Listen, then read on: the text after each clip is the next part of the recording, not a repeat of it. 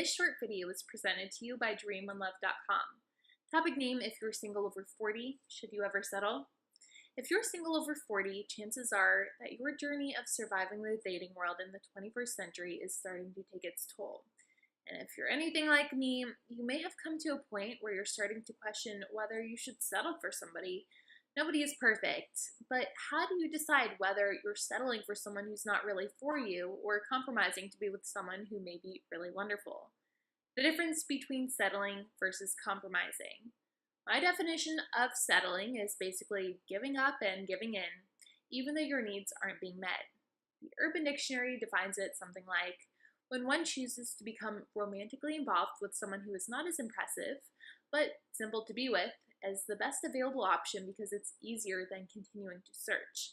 My definition of compromising is meeting in the middle and understanding that not everything is going to go your way. The dictionary lists compromising in a relationship as engaging in positive compromise. Sometimes compromise means one person has to give something up or extend oneself for the greater good of the relationship. As we get older and continue to date, one of two things can happen. Either we get more set in our ways and refuse to negotiate on anything, or we become desperate and will throw in the towel and settle due to a fear of being alone forever. Being a stubborn curmudgeon who is unwilling to embrace and accept new things will leave you alone and miserable.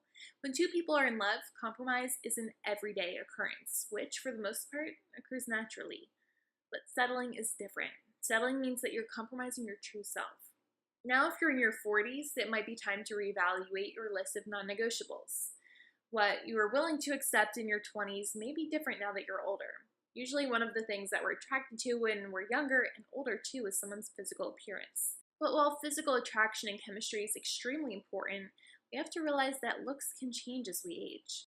Some of us might be more fortunate than others in retaining our youthful appearance, but we do need to take into consideration that we will not look the same at 40 as we did at 20. If the way you evaluate partners is still based on their looks, you may be missing out on some really great people. In our 20s, very few of us had achieved financial stability and success. However, in your 40s, finding someone who has a career and is financially stable is common and important. Dating someone who is living at home in their childhood bedroom may be a deal breaker at this point. These are some of the things to consider when updating your list of non-negotiables. Compromising occurs after you've met somebody that you're attracted to. That's when issues that may have been on your non-negotiable list aren't so cut and dry. For example, dating someone who is financially stable may be non-negotiable until you've realized that the person that you're interested in left a successful career to start out on a new path. You may not want to date someone who lives at home with their parents, but then you realize that they moved back in just to care for their elderly parents. These are things that you compromise on due to different circumstances or the stage of life that you're in. Not because you're giving up on something that's important to you. No one should ever have to settle, but we should all be realistic about what we're looking for and what we're willing to accept to find happiness.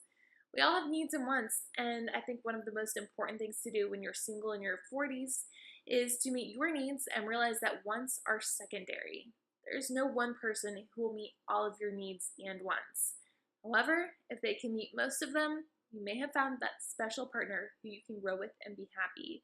You never know, you might even find the perfect match at dreamonelove.com. Thank you for watching.